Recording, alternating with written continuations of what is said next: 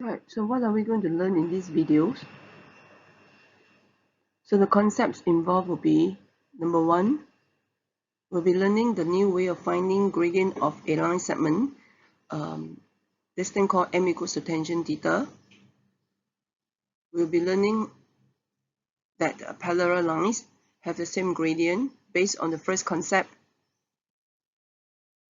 And we will learn to find the connections between the gradients of two perpendicular lines. We'll learn how to find areas of a triangles or quadrilaterals or any figures that's more than or equal to 3 sides using the shoelace method. Last but not the least, we'll learn how to use the midpoint theorem. Right, we have learned how to find gradient of a line segment connecting 2 points using rise over run, or the formula y2 minus y1 over x2 minus x1. Here we're going to learn another way of finding gradient of a line segment between 2 points. Right, so let's start off with 2 points. Point B, x2, y2, and point A, x1, y1. And another point C, x2, y1. So triangle ABC is the right angle triangle. Right, so based on what, so the distance between B and C would be y2 minus y1. Then the distance between AC will be x2 minus x1. So based on what we have learned earlier on, the gradient of this line segment connecting AB will be y2 minus y1 over x2 minus x1. Right, so I'm going to let angle BAC be theta. And since we're dealing with a right angle triangle, we're going to apply the concepts of Torcaso. So BC will be the side that's opposite angle theta. AC will be the side that's adjacent to the angle theta.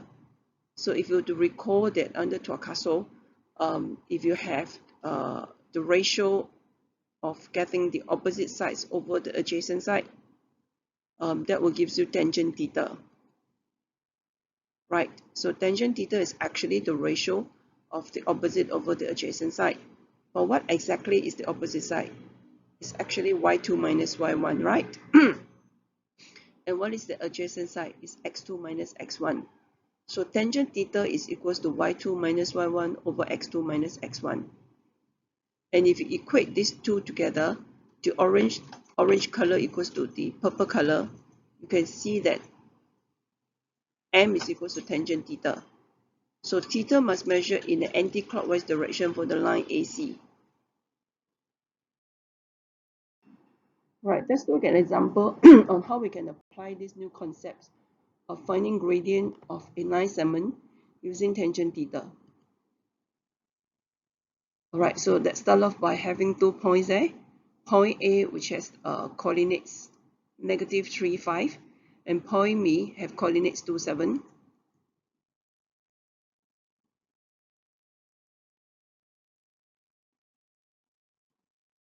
Right, so the angle theta has to be measured in an anti-clockwise direction, as indicated there. Right, so we learned earlier on that the gradient is actually equals to tangent theta.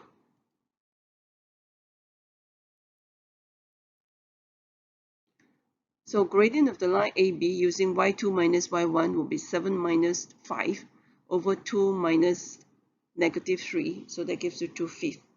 So this gradient m is equals to tangent theta. So hence tangent theta is equals to 2/5.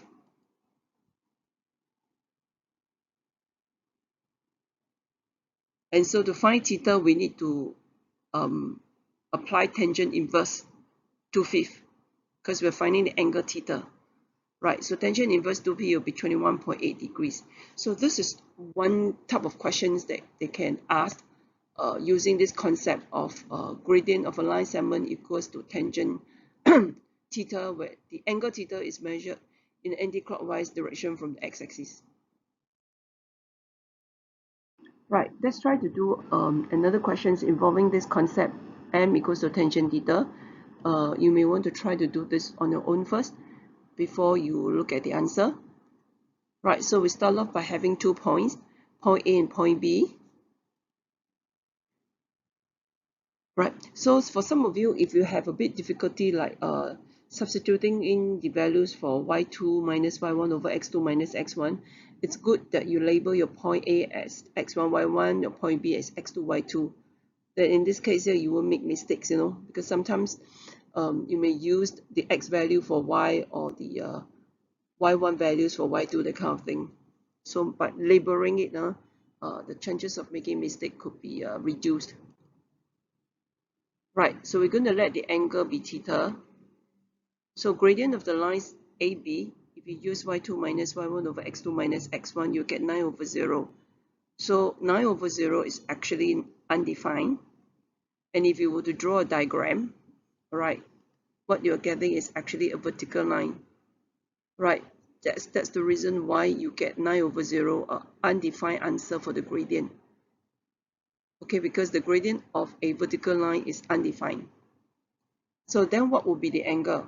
So if you're going to measure the angle from the x-axis, right, what will you get? Yes, you will get 90 degrees.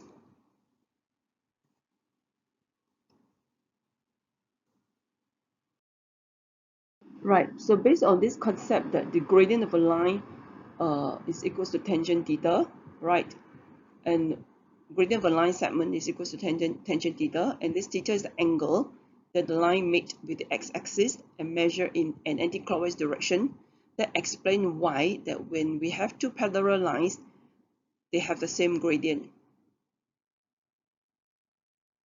Okay, because if you use the angle properties, right, if you recall to have two corresponding angles, if you have two angles, corresponding angles, in this case here 45 degrees for line 1, another 45 degrees for line 2, then what can you say about these two lines?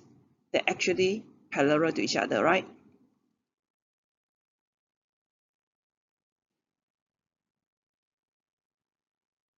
Yes, we use corresponding angle property, right, to prove that these two, if these two angles are the same, therefore the two lines are parallel. And that explains why these parallel lines have the same gradient. If you use the concept of gradient of a line segment equals to tangent theta. Right, so how about perpendicular lines then? How about perpendicular lines? How do you think the gradients of these two perpendicular lines are related to each other? Right, so on the screen we have two perpendicular lines there. We're going to call one of them line 1. Right, so we're going to let the gradient of line 1 be m1.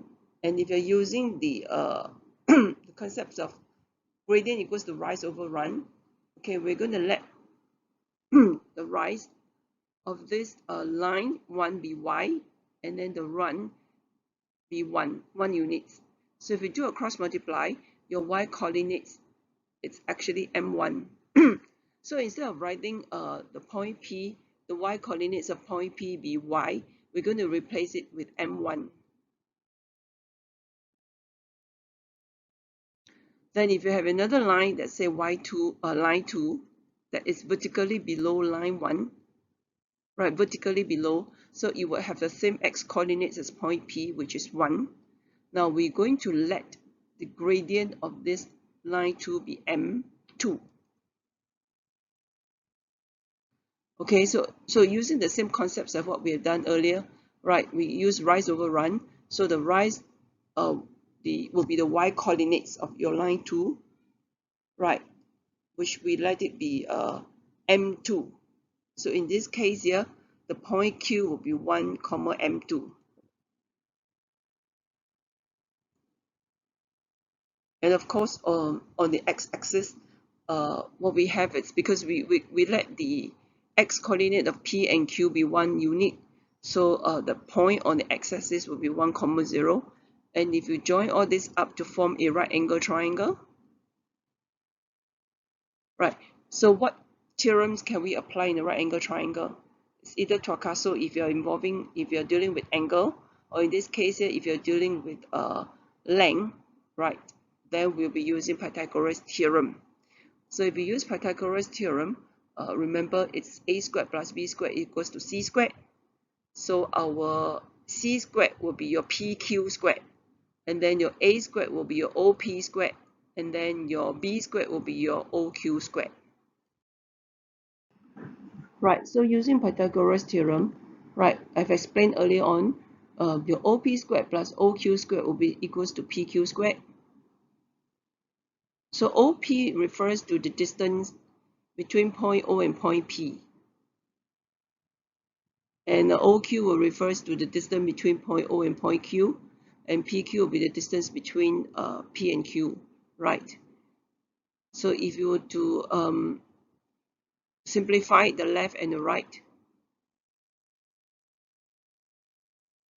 and then bring everything to the left hand side,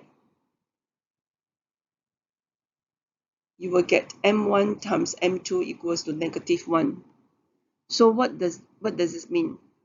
What does m1 represent? M1 is actually the gradient of line 1, and m2 is the gradient of line 2.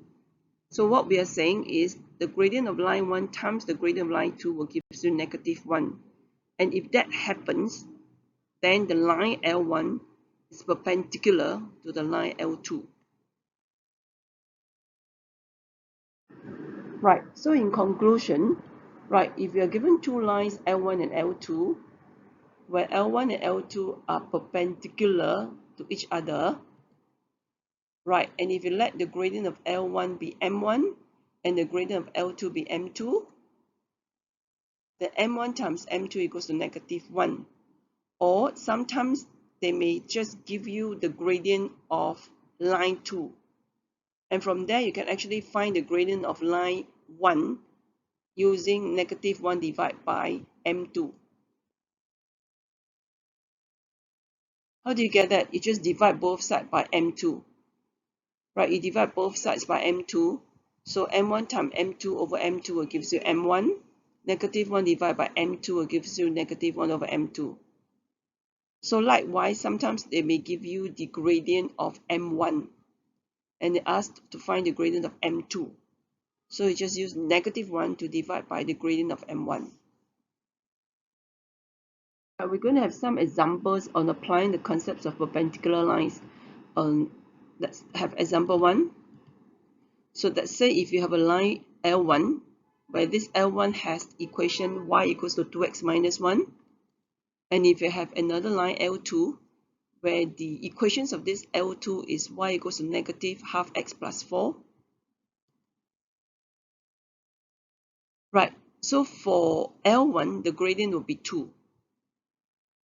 Right, if you were to recall y equals to mx plus c, m is the gradient and m is the coefficient of x. So the coefficient of x here is 2, so the gradient of line L1 is 2. And then the gradient of line L2 is -half. Right, so if you take m1 times m2, what do you get? You get -1. So if you get a -1, what does it tell you regarding these two lines? Right, it means that the L1 is perpendicular to L2. So this is one way of applying the concepts of perpendicular lines. Right, another example that you can apply the concepts of m1 times m2 equals to -1 will be like you're given two lines here as shown on the screen, and you're told that these two lines are perpendicular, and you're asked to find the value of some unknown. In this case here is to find the value of the constant k. So how do we go about doing it? It's actually very easy. From the first line, we rewrite it. You have to rewrite it in the format y equals to mx plus c. And from there, you can find the coefficients of x, which is -k, and that will be your gradient. So similarly, you can do that for the second line. Right, x plus 2y minus 10 equals to 0. Write it as y equals to mx plus c. From there, you can find your gradient to be -half. So since these two lines are perpendicular to each other, the gradient of the first line, negative k, times the gradient of the second line, negative half, will gives you negative 1. Right, and if you do some simplifications, you get k equals to negative 2. So this is one way that you can apply the concepts of m1 times m2 equals to negative 1. Right, let's look at another example. This one is to find the equations of the line. The line passed through a point P, 2, 3, and this line is perpendicular to a second line, which is given to be y minus half x equals to 1. Okay, so from y minus half x equals to 1, again, we have to rewrite it in the format y equals to mx plus c. Right, so from there we know that the gradient will be half. Okay, so what we're going to do next is that we're going to recall the m1 times m2 equals to negative 1, so on and so forth. We're going to let the gradient of the perpendicular line be m. Right, so since we know these two lines are perpendicular to each other, right, we can find the gradient of a perpendicular line, right, which is m equals to negative 1 divided by the gradient of the first line, which is half. So negative 1 divided by half will gives you negative 2. So therefore, the equations of this perpendicular line would be y equals to negative 2x plus c. Okay, and since this line passes through the point P, 2, 3, we can substitute this point into the equations to find the values of c, which is 7. So hence, the equations of the perpendicular line will be y equals to negative 2x plus 7. Right, so we have learned a few concepts here. We've learned that when two lines are parallel to each other, they have the same gradient. We learned that when two lines are perpendicular to each other, m1 times m2 gives you negative 1. Right, so we're going to apply this concept. Right, so we're going to do some easy questions. Right, if you have two lines A, B, and C, D, right, you've given all the points A, B, C, D, right, we want to determine if the lines A, B, and C, D are parallel or not. So how do we go about doing it? Right, we find the gradients of AB, and then we find the gradients of CD, and we see if they are equal. Right, so the symbol for gradient, actually you don't really have to spell it out. You can just use the letter lowercase m to represent. That will be the symbol for gradient. Right, so as what I've mentioned earlier on, if you are not very comfortable in applying, substituting the values of y2 and y1, x2 and y1 directly, then it's good to label your points. Okay, so the gradient of AB will be 1, and then the gradient of CD will be negative 1. Right, so we can see that they are not parallel because the gradients are not the same.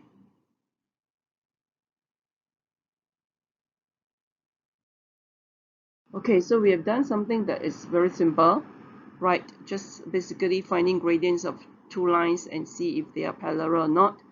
Now let's go on to something that's harder, right? So if you're given 3 points and these 3 points are collinear, right? So what does collinear points means? What does collinear points means to you? Linear means straight, right? Straight line. So collinear points means points that lies on the same straight line. Right. So points that lies on the same straight line, what kind of concept are we talking about here? Yes, points that lies on the same straight line, right? The line segments of any 2 points will be the same. This is what it means. So we will have to find the gradients of, so if you're given 3 points here, P, Q, R, so we find the gradients of PQ, and then we will find the gradients of QR,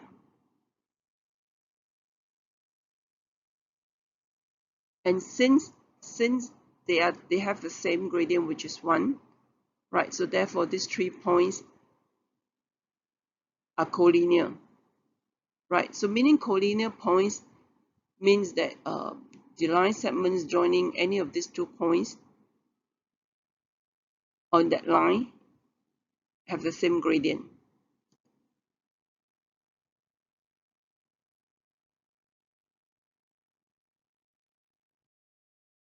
Alright, so this question is a bit similar to what we have done earlier on, the applications of the concepts of 2 perpendicular lines, m1 times m2 equals to -1. In this case here, it's instead of perpendicular lines, we're talking about parallel lines, right? So do you recall how we deal with the problem earlier on? Yes, we start with 4x plus 2y minus 1 equals to 0. Okay, we rewrite it in the format y equals to mx plus c. The purpose is because we want to find the gradient. Okay, so from there the gradient is -2. So hence the gradient of this line L is also -2. Right, and we have to find the constant c. So since the line passes through the point 2, 3, we can substitute into equation 1 to find the unknown c, which we get c to be 7, and hence the equations of L is y equals to negative 2x plus 7. Okay, right, so we have basically covered parallel lines, covered applications of perpendicular lines, right? Another type of questions that you may be asked applying the concepts of perpendicular lines would be something that we have done earlier on. If you're given 4 points and then you're asked to see if these 2 lines are perpendicular or not. So this case here, the first few workings are the same as finding parallel lines, meaning we go ahead and find the gradients of AB and find the gradients of CD.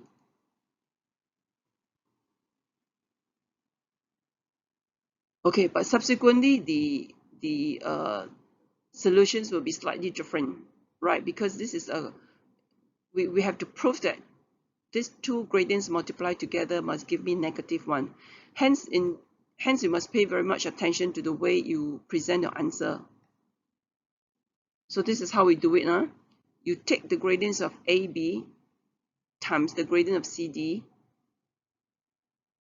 right? And you show it that both of them multiplied together gives you -1. Then you conclude that the lines are perpendicular.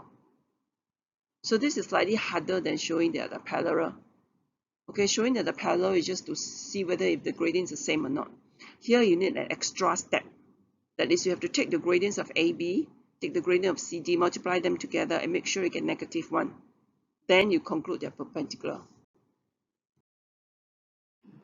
Alright, so a more difficult questions involving perpendicular lines will be the one that's shown on the screen. Okay, you're asked to find equations of a line through a point and that's perpendicular to a line. Actually, the concept is the same. Concept is the same as what we've done earlier on. If you're given parallel lines instead of perpendicular line, right? Do you recall how we go about doing it? Yep, we always start off with the line that you're given, which is in this case here is 3x plus y minus 1 equals to 0. Okay, so can you see the way the few steps are the same?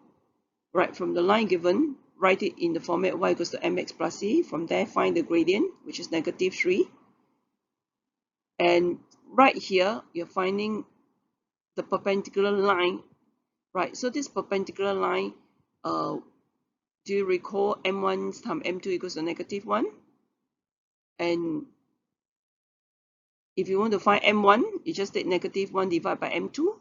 Or if you want to find m2, you just take -1 divided by m1. Right, so since we know the gradient of the line is -3, then the gradient of the perpendicular line will be -1 divided by -3.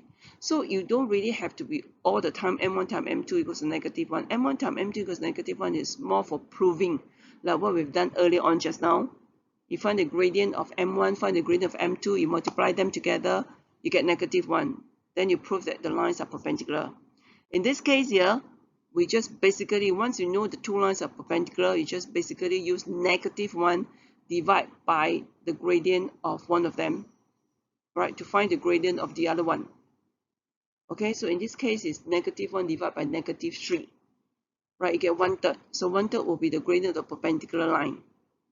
So the equations of this perpendicular line will be y equals to 1/3 x plus c. And then you just substitute point A inside to get your constant c, which is 14/3. Then from there you can get your equations, which is y equals to 1/3 x plus 14/3. Okay, so can you see it's quite standard, right? The way to do it is quite standard. So for part 2, right, so we have two lines down. We have two lines now, two lines.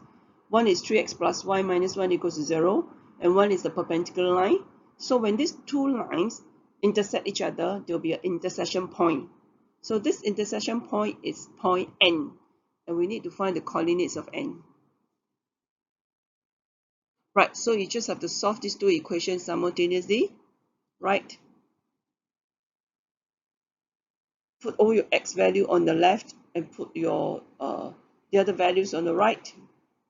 So you have 1/3 x plus 3x equals to 1 minus 4 2/3.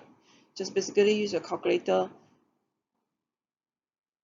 to help you evaluate 1/3 plus 3, 10/3. 1 minus 4 2/3 is -11/3, and then you can find x, which will be -11/3 divided by 10/3. That gives you -11/10.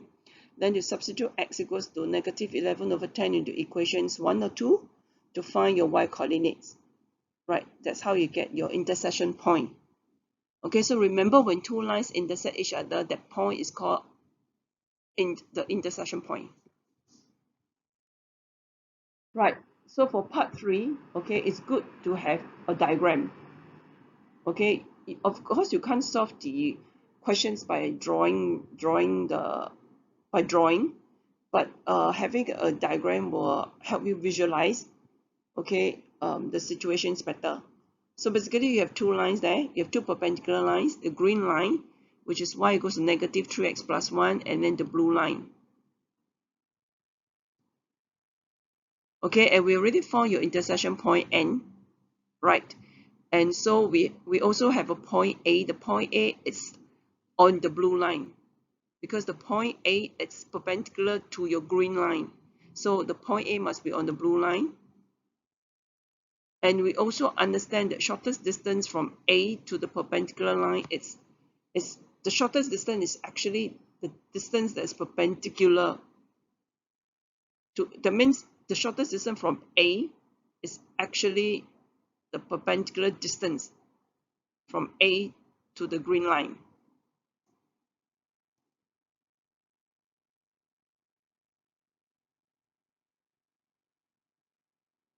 Right. So we can actually apply the distance formula. If you recall distance formula, it's, remember, you have a square root there, and then you have a bracket x1 minus x2 close bracket squared, then plus bracket y1 minus y2 close bracket squared.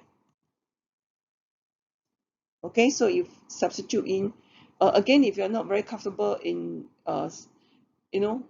you may want to label your point A as x1, x2, your point N as, point A as x1, y1, point N as x2, y2, before you substitute into your distance formula.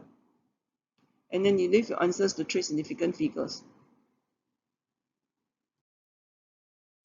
Right, we're going to learn how to use the shoelace method. So let's start off by having a triangle. So this method, you can use it on a figure that has three sides and above. So not necessarily on the triangle, can use it on a square, rectangle, a hexagon, pentagon, anything that is three sides and above. Right, so there are 3 points here. Let's call it ABC.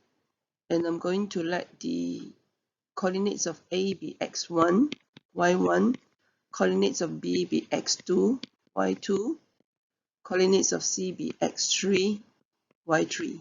Right, so how does this formula looks like?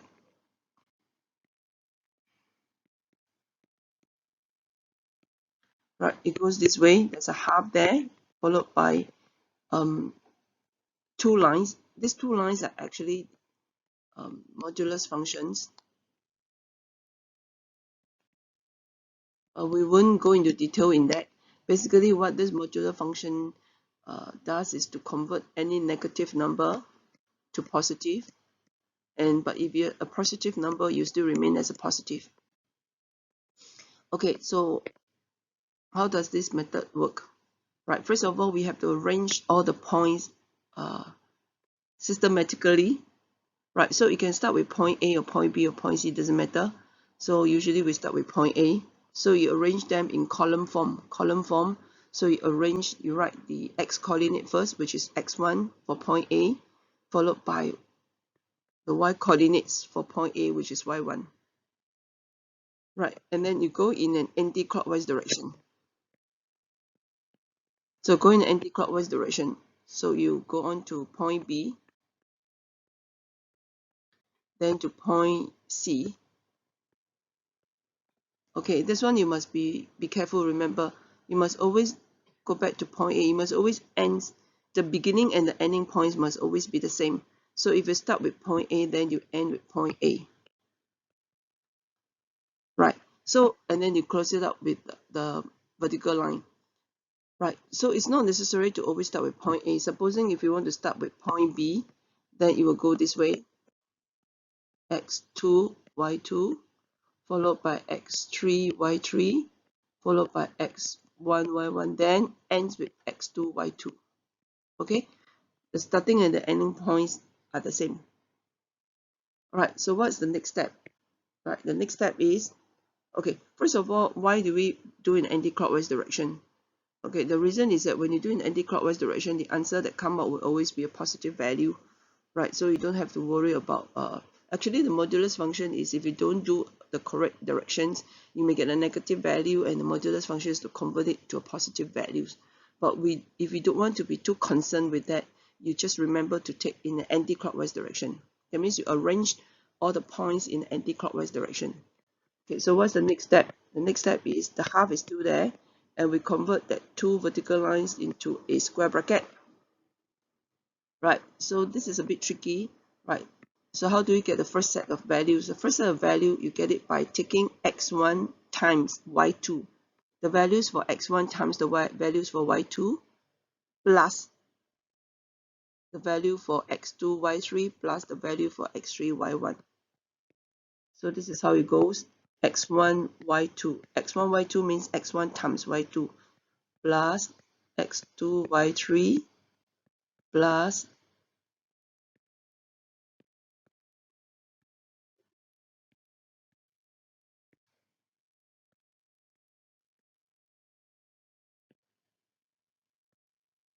x3, y1. Then you close it. Right, then it's minus. It's always minus. Okay, in the middle is minus. Another brackets. And where do we get this value? It goes the other way now. Go this way now. So it goes this way now, meaning you take the values of x2 times y1 plus the value of x3 times y2 plus the value of x1 times y3.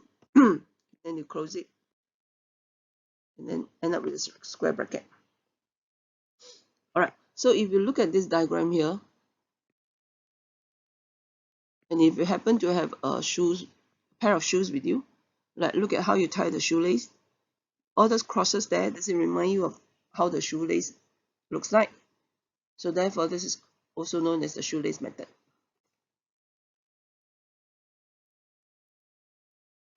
Right, so we're going to practice using the shoelace method on using this question. Okay, so remember the two things there. First of all, you must arrange the points in an anti-clockwise direction.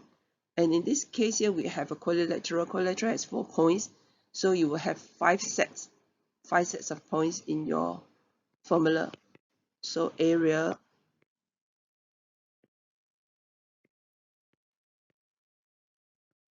of ABCD equals to half. All right, supposing if you don't want to start with point A, then you can start with point D. So if we start with point D, it's 5, 4, followed by 0, 9, 1, 2, 4.50, and always end up with the beginning point. Right, so if this is a quadrilateral have 4 points, so it should have 5 sets. 5 sets. 1, 2, 3, 4, 5. Yeah, correct. All right, so what's the next step? The half is still there. Remember a square bracket. So we're going to find the first bracket here. Right, you don't have to write 5 times 9 plus 0 times 2 plus 1 times 0. All you need to do is just make use of your calculator. Okay, get the calculator.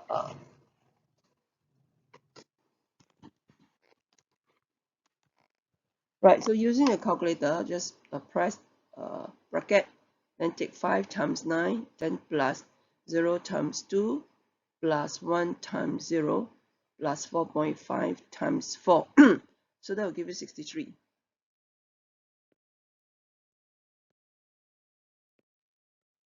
Okay, so we want the other square bracket. Sorry, the other bracket. So the other bracket is, you will take the other way, the other direction. 0 times 4 plus 1 times 9 plus 4.5 times 2 plus 5 times 0. So do the same, use a calculator. 0 times 4 plus 1 times 9 plus 4.5 times 2 plus 5 times 0. And you get 18. Then you end it with a square bracket. Right, and you use a calculator to work it out. You have 22.5 units square because you're finding area. Right, so this is how you apply the shoelace method. It's relatively easy. Right, let's keep stock of what we have learned so far. We have learned that parallel lines have the same gradient. We learned m1 times m2 equals to -1. We learned we solved some problems using these two concepts. We learned the shoelace method. Now we're going to learn the midpoint theorem. So we start off by having 2 points, A and B. Right, we're going to let the midpoint of AB be, let the midpoint of this line segment AB be M. Right, we use the letter M because M is the first letter of the word midpoint. Okay, we're going to form a right angle triangle, and then we're going to have a point C. So C is directly below B, vertically below B, right? So the x coordinate of C will be the same as x coordinate of B. And AC is the horizontal line, so therefore the y coordinates of point C is the same as the y coordinates of point A. Okay, we're going to draw a horizontal line from M to BC and call it point E. Draw a vertical line from M to AC and call it F. So the questions we're asking is what is point F and what is point E. So point F actually is the midpoint of AC. And point E is actually the midpoint of BC. Right. So then what is the coordinates of point E? What does X do? How do you get X do? So actually X2 is just taking the X coordinates of B, which is X2 also, and the X coordinate of C, which is X2, add them, divide by 2, right? Because X2 plus X2 is 2X2. 2X2 divided by 2 will gives you X2. And how do you find Y? Because E is the midpoint, so Y will be just Y2 plus Y1 divided by 2, right? So likewise for point F. Okay, point F, the X coordinate of point F will be just X1 plus Y2, X2 divided by 2. And the Y coordinates of point F will be just Y1 plus Y1 divided by 2. Okay, so can you see that the X coordinate of F, which we call it X here,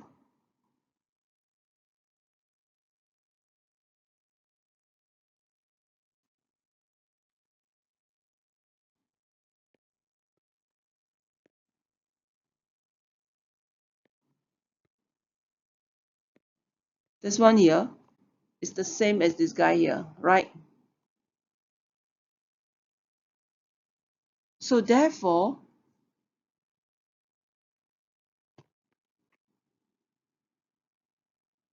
right, so therefore the midpoint of AB, right, So what is actually x? We found it out here, right? Earlier on, this x. This x is actually this guy here, right? And we also found that y is the same as this y here, right? Which is equal to this. So therefore, the midpoint of AB basically is just taking the x coordinates of point A, which is x1, plus the x coordinate of point B, which is x2, add them together, divide by 2. And to find the y coordinate is just basically y1 plus y2 divided by 2. So this is the midpoint theorem. Okay, we're going to do one example to apply the concepts, to apply the midpoint theorem concepts. Okay, so if you look at the diagram there, we have 3 points there, A, B, C, and we are told that D is the midpoint of AB, and E is the midpoint of AC. And then we asked to calculate the midpoint and the length of DE. Right, so let's go on to find point D first. So if you want to, you can just label your point. This one is x1, y1. This is x2, y2. All right, so point D, okay, the formula will be this, x1 plus x2 divided by 2, y1 plus y2 divided by 2. So that gives you -1 plus 3 divided by 2, 6 plus 2 divided by 2, and that gives you 1 and 4. So you can do the same for point E. So maybe you have to relabel it. This will be your x2, y2 now. So that will be -1 plus bracket -5 divided by 2, 6 plus bracket -4 divided by 2. So that will give you -3 and 1. Okay, so you have to find the midpoint of the length DE. Let's let this point, wait, hang on, what am I doing? Okay, so I have point D and point E there already, right? Yes. So we're going to let M be the midpoint. Let M be the midpoint of DE. Okay? So M will be equals to 1 plus bracket -3 divided by 2, 4 plus 1 divided by 2. That gives you -1 and 2.5.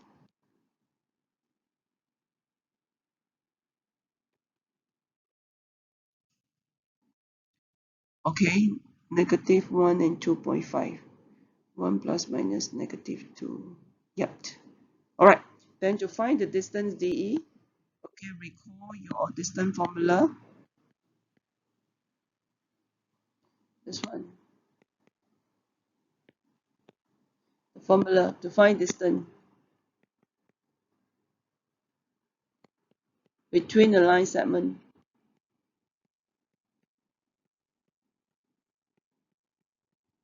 You have to memorize this one. Okay. Right. So DE will be equals to 1 minus -3 squared plus 4 minus 1 squared. So if you were to work that out,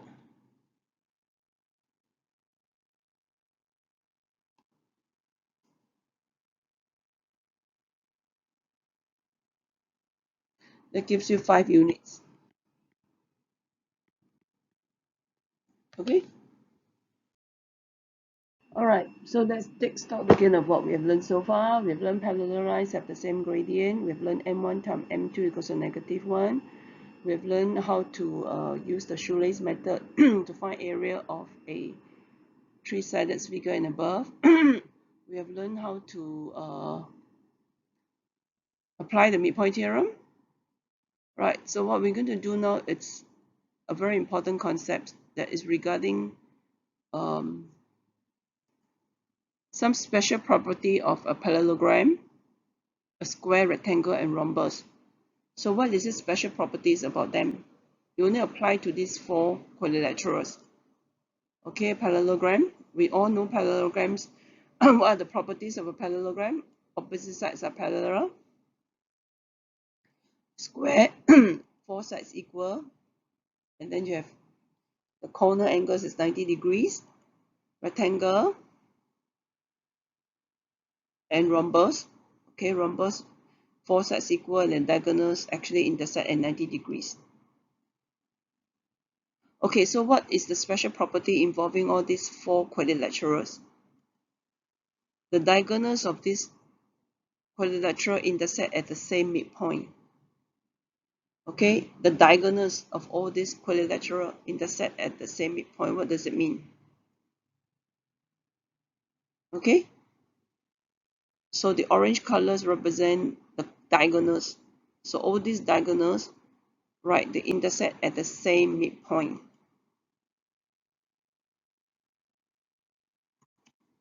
What does it mean? So we'll do some examples. Okay, we'll do some examples to apply this special property. Right, so let's do one example on applying this special property that we mentioned earlier on.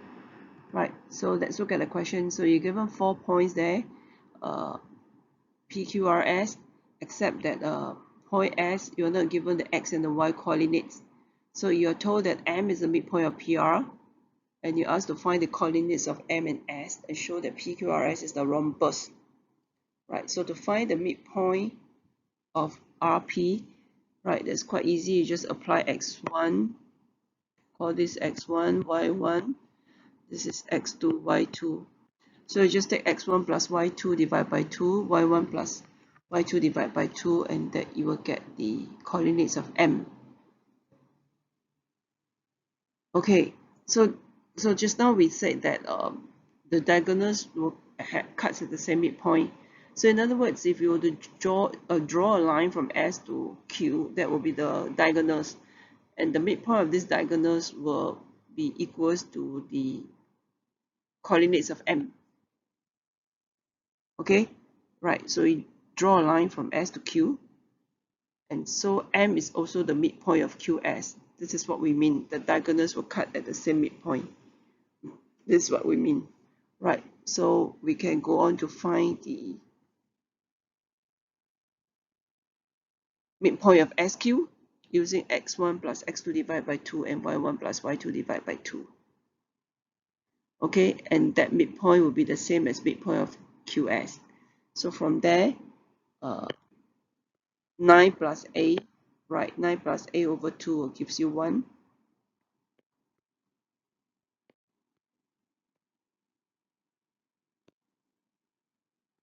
Nine plus a over 2 will gives you 1. So if you do a cross multiply, 9 plus a will be 2. So hence a is equals to negative 7, where we have it here. So you do the same for 6 plus b divided by 2 equals to 0. Cross multiply, 6 plus b equals to 0. So hence b is equals to negative 6.